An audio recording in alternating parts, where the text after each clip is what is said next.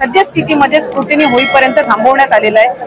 Scrutiny झाल्यानंतर ज्या पात्र असतील त्यांच्या खात्यामध्ये हा लाभ वितरित करण्यात येईल। मला आपल्या माध्यमातून पुन्हा एकदा सांगायचं आहे की पात्र लाभार्थ्यांना वगळण्यात येणार नाही, त्यांच्यावर कुठल्याही पद्धतीचा अन्याय होणार नाही। प्रत्येक जिल्ह्यातला जो काही आम्हाला डेटा मिळालेला आहे तो आम्ही जिल्हाधिकाऱ्यांच्या माध्यमातून सुपूर्द केलेला आहे।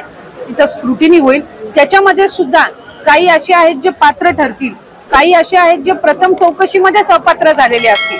हा त्यांनी एकदम सगळा जो रॉ डेटा आहे तो दिलेला आहे। याला आम्ही बायफर्केट करण्याचा प्रयत्न हा ग्राउंड लेवल पासून करत आहोत। त्याच्यामुळे बरेचशा याच्यामध्ये सुद्धा असतील जे कदाचित पात्र असतील, पण ते डेटामध्ये त्यांनी आम्हाला दिलेलं आहे, त्याच्यामुळे क्रॉस व्हेरिफिकेशन करणं गरजेचं आहे। काही आहेत जे अपात्र असतील आणि काही आहेत जे कदाचित पहिल्या स्क्रुटिनीमध्ये बाद झालेले असतील। त्यामुळे कॅटेगरी वाईज काही असे असतील की ज्यांचं अकाउंट नसेल त्यावेळेला म्हणून त्यांनी त्यांच्या म्हणजे घरातल्या पुरुषाचं अकाउंट दिलेलं असावं, पण ती लाभार्थी कदाचित पात्र असेल।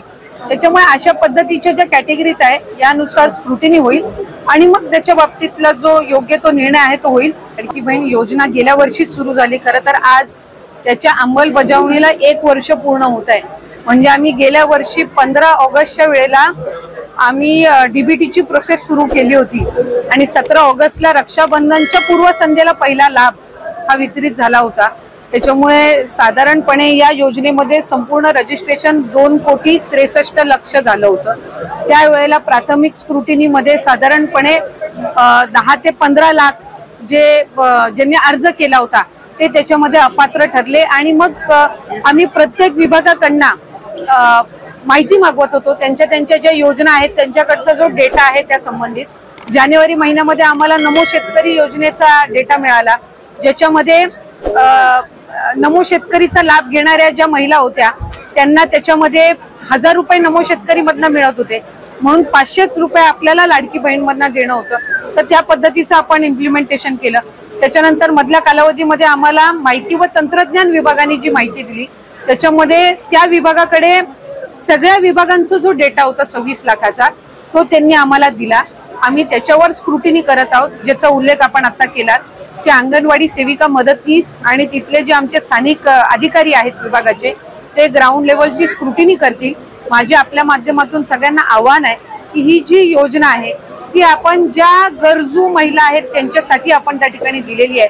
त्याच्यामुळे या ज्या स्क्रुटिनीसाठी येणाऱ्या आमच्या अंगणवाडी सेविका आहेत, मदतनीस आहेत, यांना आपण सहकार्य करावं आणि शासन जे काही आहे शासकीय नोकऱ्यांमध्ये जे होते आणि त्यांनी तरी सुद्धा लाभ घेतलेला आहे तर त्या संदर्भातली योग्य ती भूमिका हे शासन घेणार आहे, पण चुकीचा लाभ कुठं जाता कामा नये या दृष्टिकोनातून जी पावलं आम्ही उचलत आहोत याचं आपण सहकार्य करावं आणि आपल्याला वेगवेगळ्या शासनांच्या योजनांचा लाभ देण्यासाठी आम्ही कटिबद्ध आहोत। एक लाडकी बहीण योजनेचा लाभ जर एखादी चुकीची लाभार्थी घेत असेल तर तिला दुसरा कुठला तरी शासनाचा लाभ मिळत असणार आहे आणि त्यामुळेच तिच्यावर अशा पद्धतीची स्क्रुटिनी होत आहे किंवा कदाचित इन्कम निधी त्याच्यामध्ये पात्र होत नसेल म्हणून असेल, तर चुकीच्या पद्धतीचा लाभ हा कोणाकडे जाता कामा नये या दृष्टिकोनातून आपण ही स्क्रुटिनी करत आहोत आणि त्याला अधिकाधिक सहकार्य हे लाभार्थी नागरिकांनी